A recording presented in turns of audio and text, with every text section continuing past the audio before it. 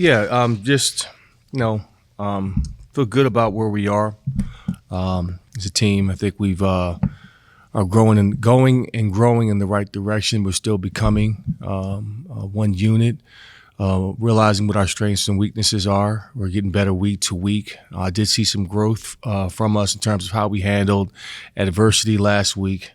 When you look at the tape, you're like, on the field, in real time, you're like, man, we got a lot to work on. But then you see, man, we're really close. So we just got to continue to harp on the little things. All the things that we're doing offensively, defensively is starting to show up. We just got to still chop wood and carry water. And, those old cliches that you hate to use, but it's just so tried and true. You just got to stay with it, believe in it, continue to work hard, not give teams opportunities, not help them in terms of our penalties. So that was a big thing of emphasis, and those things can be corrected. This week is going to be Louisville is a great opportunity, a great challenge for us to go on the road in an awesome environment against a high-quality opponent. You look on this tape, you look at the roster this team is built to compete for a championship in their conference and possibly be a playoff team. The way that they look, on the depth chart, it's really speaks to you. They got some dudes on that side, both sides of the football. They do some great things. Holistically, they're well coached. They play aggressive, and they're battle tested.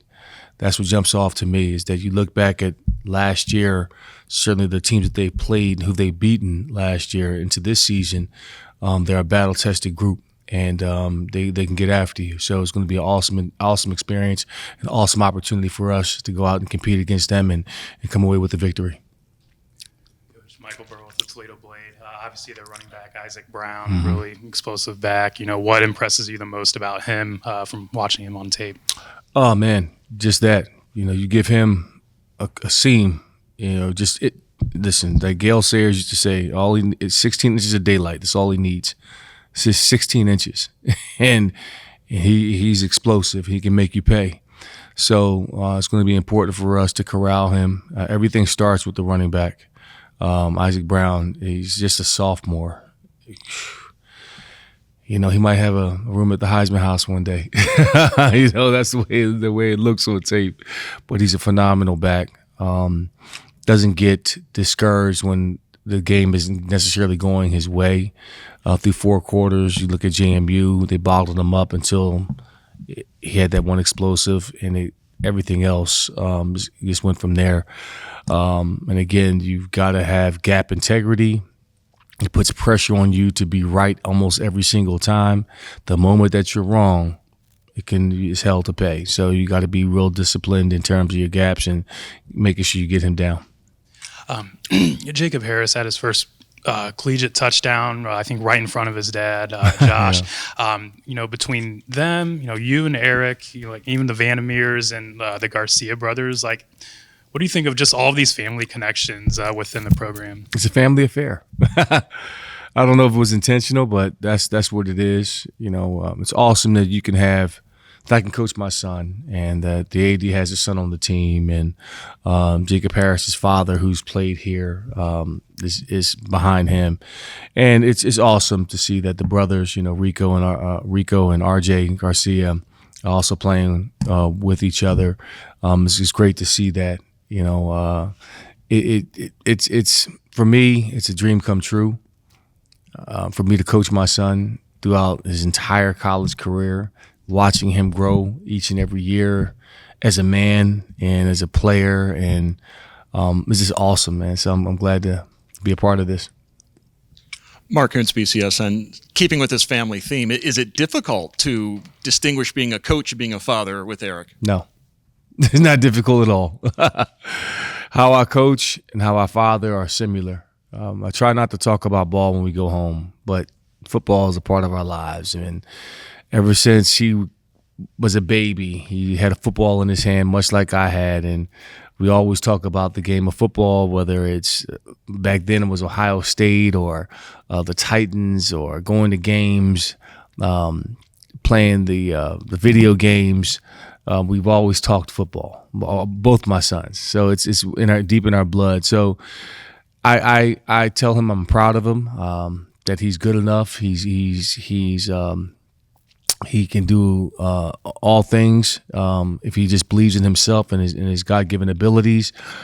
Challenge him to be better off the field as well. When I see opportunities to coach him and father him and give him advice, I'm going to do just that. I don't bite my tongue at all. So it's all in all, it's all the same thing. You mentioned the 13 penalties. As you went back and looked at the film, are those all correctable? What's maybe your philosophy on penalties? Are there some acceptable penalties, or do you believe a perfect game is 0 penalties? Well, nine of those penalties were pre-snap, and that's stuff that we can control. Staying on sides, making sure that we have the right personnel group in. When you look at the end game, there might be some holding issues we have to resolve, but we preach that every day. We talk about attacking with the breastplate, target, thumbs up, tight elbows, and that almost ensures you're not going to get a holding penalty. So the proper technique is taught every day that we're here. So we didn't necessarily see a lot of that, but the jumping off sides, and that was unusual for that offensive line unit to have that many during the course of a game, because we haven't done it in practice. We haven't done it all year. It was just something different, I guess, about the atmosphere. It could have been the excitement of homecoming, a little antsy, but those are drive killers, and we've seen enough of that. We get the ball, we're moving the ball methodically down the field, getting into scoring position, and then we jump off sides, and then we have to set up for a field goal, and then we have to jumpstart the offense yet again, and we lost a rhythm because of way too many situations where we're 1st and 15 or 2nd and 15 or 2nd and 18 because of penalties, and those are tough to overcome, and we were able to overcome some of those things, but you're generating a lot of energy just getting the chains moving and staying ahead of the chain. So we certainly cannot do that this week against this unit, because they thrive off of your mistakes. Last year, Louisville had 34 sacks. This year, through 2 games, 2nd in the country in sacks, 10 sacks in 2 games. So this unit is experienced. They're very aggressive, and we cannot help them in that situation. So we're going to have to be very efficient offensively on 1st and 2nd down. So that has to be corrected. Coach Klitkorp, the morning show. Follow up on that a little bit, the offensive line. You may have already answered my question, but that was going to be one of the strengths of this team. Obviously, a lot of senior leadership there. Are you surprised to be having this discussion with the offensive line right now? It happens. I think when you have a new quarterback who's still finding his rhythm with the offensive line, some new nomenclature and terminologies that's being used, that could happen.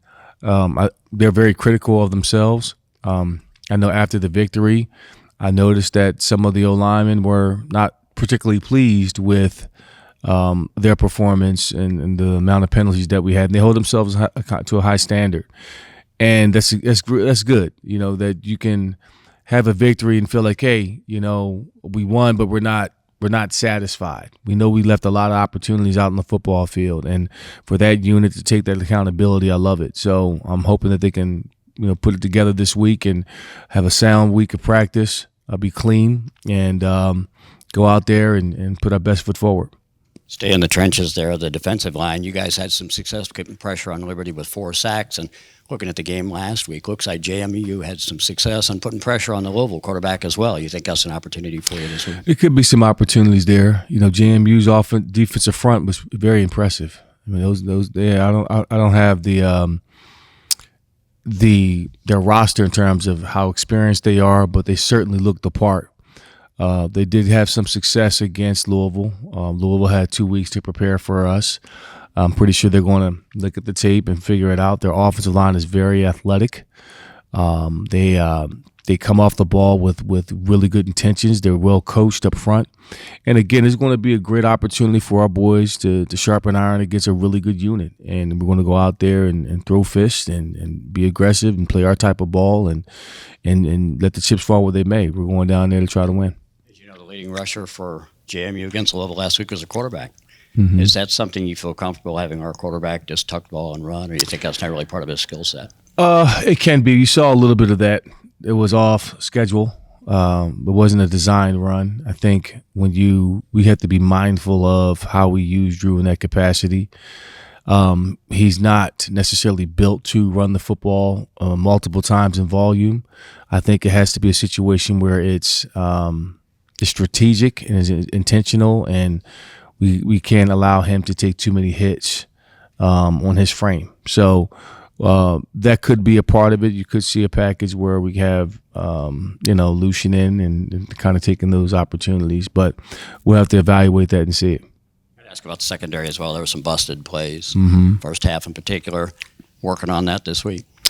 We've been working on the last 2 weeks. We saw that against Cincinnati, and that's experience. It's stuff that we've done day one install, and it's about your focus.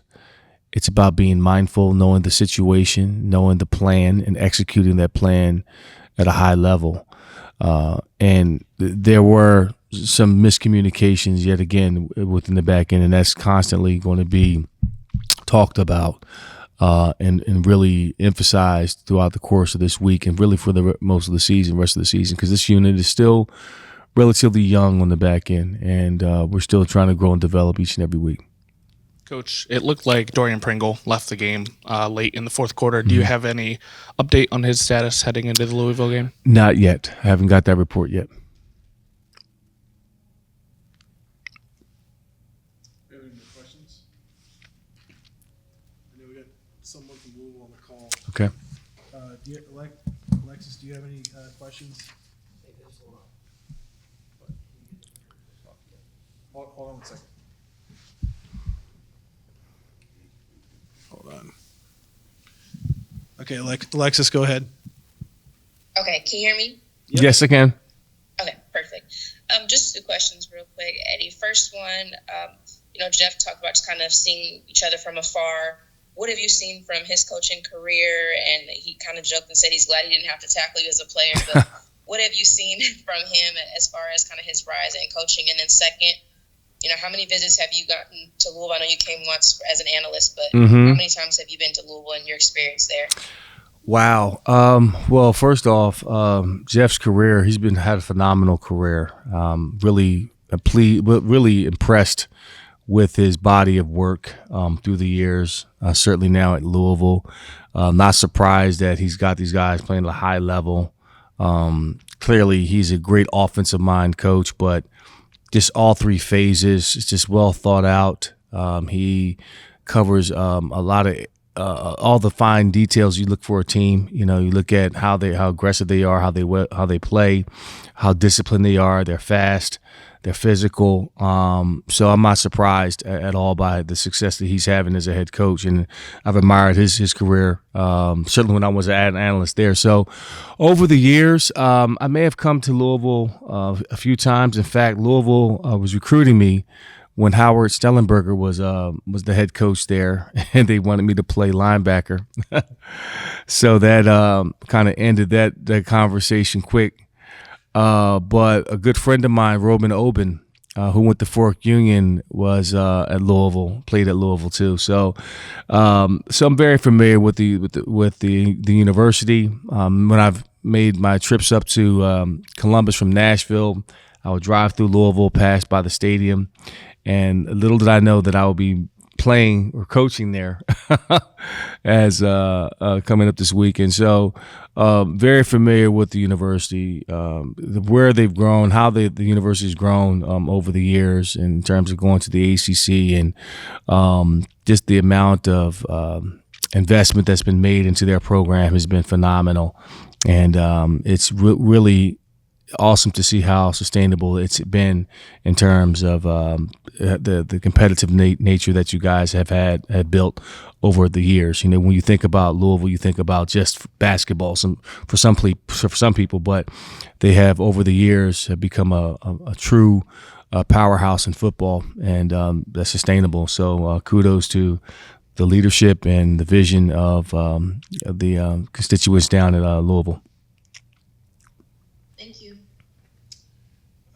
Jackson Cleather, ACC Special Teams Player of the Week for the second time. Just his season so far, and just AC, sorry, Mac. Okay, my okay. bad. I was Sorry. reading the wrong thing. I was like, hold on, okay, it's fine. He was so good. No, Mac, Special Teams Player of the Week.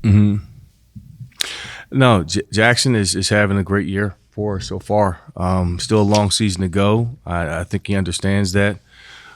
He's just, again, it goes back to his preparation, his camp. He had a really strong camp this summer, stayed healthy, locked in, and you could see him grow from practice to practice, and it just carried over into the season. His confidence is high. Even when he didn't make one against Cincinnati, he never wavered.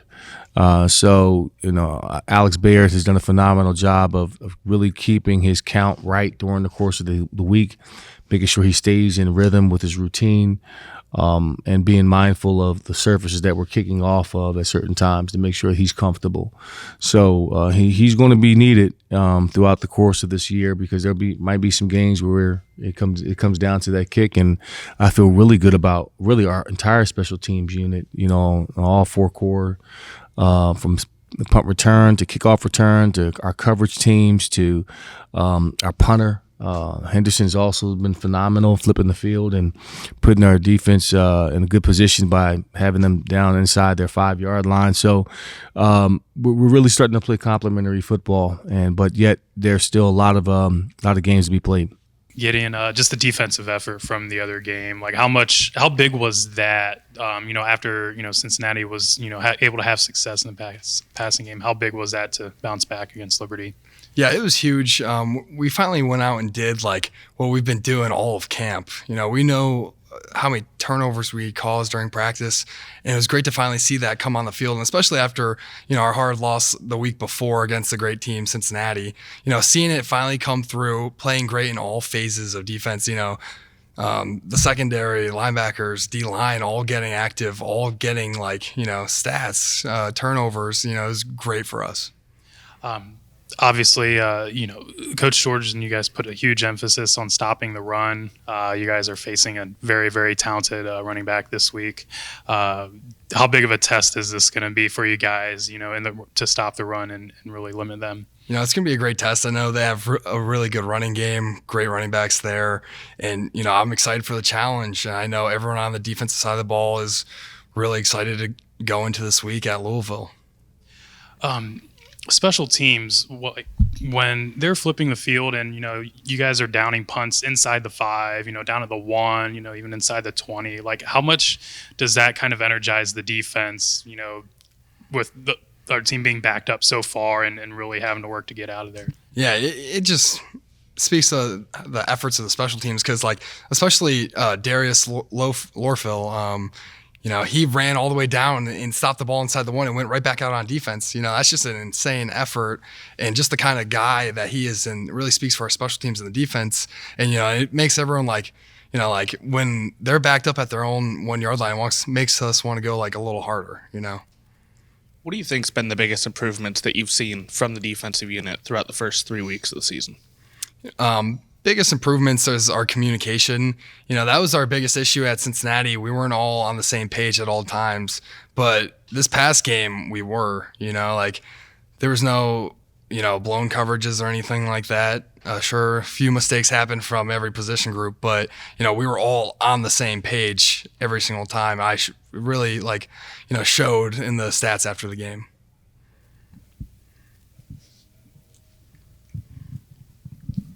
Talk a little bit about what it's like playing with Dorian as well. The linebackers are kind of leading the way on the defensive side right now. Yeah, playing with Dorian's great. He's absolutely incredible to watch. I mean, I've never felt so confident being next to another guy on the field. Being two linebackers out there, you guys are partners. Even off the field, we do everything together. And it just makes me even more confident, knowing that he's by my side. And, I'm so excited. I've been so proud of seeing how well he played. It's been absolutely awesome. And when you came in before the season started, you were excited about playing at this level. Obviously, a great resume for you. But has it been everything you expected it to be so far?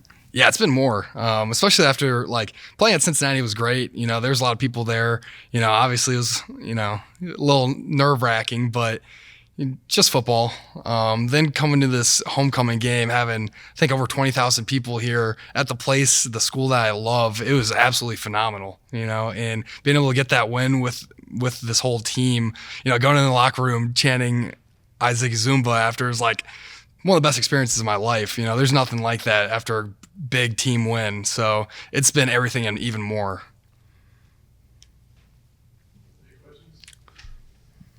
Getting just from a forcing turnover standpoint, you guys have been working so hard in practice.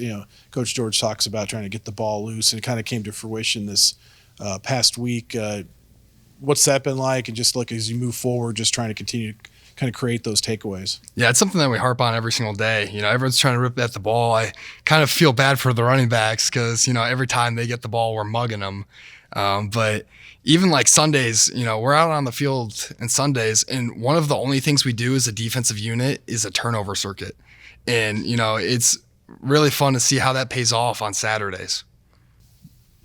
Obviously, the last time you guys played an ACC opponent, you had a spectacular game, got the big win at Georgia Tech. What did that game do not only for you, but just this program in general to be able to pull out, that win in that environment a couple years ago? Yeah, those are the kind of games you dream of coming to a MAC school, getting an opportunity to go to those big schools and come away with a W. So, yeah, it was an awesome experience for me. Definitely provided myself with a lot of confidence, things like that. It's just showing myself that I am capable of making those plays in a big-time situation, games like that. So, yeah, I think confidence is a big thing. Like I said, it's great for a program like ours to go down there and get those big wins, and it's something that Bowling Green's known for in the past as well, Minnesota for another example. But, yeah, hoping to go down and get another one of those this weekend. Sure. Obviously, Louisville, very talented, both sides of the ball. What's just a big focus, heading into, obviously another pretty tough matchup here? Yeah, I think getting off to a fast start is a big thing for us right now. I think that's something we've lacked kind of in the first 3 weeks, just kind of getting a slow going on the offense. And then second half, we kind of hit it running. But yeah, getting off to a hot start, you got to play a full 4 quarters if you want to win these kind of games. So that's definitely a big goal of ours this week. Between guys like you and Jacob Harris, obviously tall, physical receivers, can win the jump ball. How much do you really kind of take pride in that and really try to help Drew out and knowing he can throw the ball up to you guys and you can come down with it? Yeah, I obviously know I'm not the fastest guy on the field. I'm probably not the best route runner on the field, but we definitely take pride in being the guys that are going to go up and make a play when he puts the ball in the air. So that's something that we continue to try and do a good job of and be those kind of guys for Drew when he gets in those situations. That play comes up, being able to go up and make those plays because those are definitely big time plays. How much confidence do you guys have right now as a unit after the big homecoming win against Liberty? Yeah, great. I think, 2 years ago we went down to Liberty and we took an unfortunate L. So I think being able to come back, get that kind of revenge game, I guess if you could say it like that, but just to show that, we can stick in games and play a full 4 quarters. I mean, the defense played unbelievable. They played an entire game for sure. So like I said earlier, just having the offense try to get to those, playing a full game as well, not just, coming into the second half playing well, but actually get it going in the first and second quarter will be a big deal for us. So, but yeah, definitely a lot of confidence. Really nice to kind of get it going as we go into the end of the non-conference play. Coach talked as well about the offensive line. They've struggled a little bit with the new quarterback, trying to get in sync with them. Does it take you guys as receivers a little time as well to make that connection? Do you feel like that's getting better and stronger as you go along? Yeah, definitely. Like Drew got here kind of, in June, May time. So not a whole lot of time to get prepared, where a lot of guys have a full year or they've had a couple of years. So yeah, definitely a big thing. Connection with receiver, timing, things like that. Depth on routes is a big deal. So yeah, it's definitely something that, we worked on a lot during the summer and through fall camp, but it's never quite the same as it is in a game. So getting these first 3 games kind of out of the way, trying to figure it all out has definitely been a big deal. And I think we're taking the right steps for sure. Finn, a lot of talk about the atmosphere on Saturday, the homecoming crowd. Playing in front of a crowd like that, can that help this team as you go on the road this week? Absolutely. I think Bowling Green's done an unbelievable job of just like developing a community around the football program and school in general. Since, the couple of years I've been here, I've seen growth every year. So yeah, it's unbelievable. It gives us a good entry level, a good experience into those big games where, you start hitting 60,000 or so people in the stands. So yeah, having the opportunity to play in front of a crowd like that in homecoming is unbelievable. And so that's a big props to BG and everything they've been doing for sure. Gideon just mentioned kind of their turnover circuit drill that they do or drills where, you know, he kind of feels bad for the running backs because they keep punching the ball and everything like that. Like, how intense are those defensive drills, and how hard does that defense go to try to get the ball? Huge, yeah. Ball security is a big thing that since I've been at Bowling Green has always been pushed, offensive and defensively. Offensively, you know, we don't want to turn the ball over. That's one of the biggest, you know, margins between winning and losing is whether or not you turn the ball over. So we've done a great job of that so far, and we hope to continue doing that. But yeah, defense has been unbelievable, especially this last week. You know, they call it the ski mask mentality, and they're going in there and they're going to steal it and knock it out. So yeah, they throw some crazy punches in practice trying to knock the balls out. So yeah, but no, as you can see, it's starting to translate onto the field. So. Drew, I think Coach mentioned the other night, I think you maybe had a little bit of shoulder tightness. I guess just how are you feeling, I guess, at this point now? Yeah, no, I feel great. Went out there and played on Saturday and felt great out there. So, you know, just always got to take care of your body and feel great. Obviously, you know, Jacob Harris had a real tough touchdown catch, really nice play. I mean, Finn Hogan, kind of a jump ball and comes down with it. Like, what's it like having, you know, some really big targets like that where, you know, you can basically just throw it up for grabs and, you know, they've proven they can come down with it. Yeah, you know, Finn and I have worked all offseason on those kind of balls. And, you know, Finn on that third down catch, Jacob in the red zone, got Jaron Johnson across the middle twice, Brennan Ridley with a nice third down catch. And, you know, anytime you get the ball in number two's hands, RJ, you know, he's going to make some shake. So, you know, those guys are you know, they come to practice every single day with a very good mentality. RJ is a great leader. He's very vocal. And, you know, we're just building that chemistry every single day and all throughout camp. And, you know, we're excited to keep growing and keep throwing the ball and getting the ball in those guys' hands because, you know, Jacob Harris, if you go watch his high school basketball highlight tape, you know, he's two-hand dunking about every single clip. So, you know, he's got a big catch radius and, you know, I'm excited for him because, you know, his first touchdown and, you know, it's good to get those guys going. 13 penalties against Liberty. Coach said 9 of those were pre-snap. What has been the message last couple of days about eliminating those penalties? Yeah, no doubt. You know, we had practice yesterday, and you know, Coach George hits the nail right on the head. You know, we had to run the stadium a couple times, and you know, we have penalty runs, and so he handles that business. And you know, that's something that you know we can't do. We can't start behind the chains, and you know, we got to stay ahead of the chains. And you know, that's like you said, those pre-snap penalties are all avoidable, and you know, it's something that we're going to focus on this week and make sure that we hammer down, especially me and the O-line and all that stuff. So, you know, that's something that Coach George harps on, and you know, he's not going to let it slide in the future, and so we're going to do our best moving forward there. The atmosphere Saturday night here at the Doit, how does that compare to some of the other places you've played at over the years? Yeah, no, it's incredible. I mean, the homecoming game, those fireworks after the game, I mean, that was incredible. I've never seen anything like that. You know, I love the Doit. The atmosphere coming in to this stadium every single week is incredible. Our fan section over there, I love it. You know, when that little scuffle happened, they had our backs, and you know, I love the Doit. And you know, comparing it to other places, you know, I play here every week. This is my home, and so I put it as number one. I love the Doit, and I love playing here. What do you see with a good film, Drew? I think Louisville's allowing a little over 100 yards a game on passing defense. What do you see on film from them? Yeah, you know, they have an incredible defensive front. Their DBs are great players, and so are their backers. You know, they're a very well-coached team. They play variations of different coverages that, you know, confuse the quarterback, and, you know, their front is very good. So, you know, I'm up here scheming with Coach Partridge and doing all we can, but you know, it's going to be a challenge, and we're excited for it. And you know, they're a very good team. Look at their sacks in the first 2 weeks, and in their fronts, and you know what they bring on third down. And so you know, we're going to have to prepare hard for these guys. They're a very challenging defense, and so that's what we're going to do.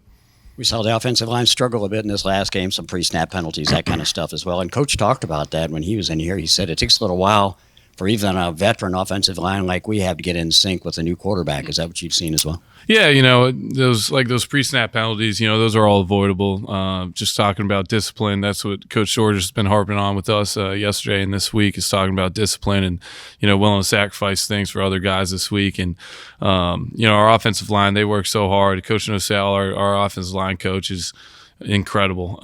He prepares them extremely well, and doesn't let stuff slide on the field during practice. And those guys work very hard, and like any team, they got to get a nice groove going and work with each other.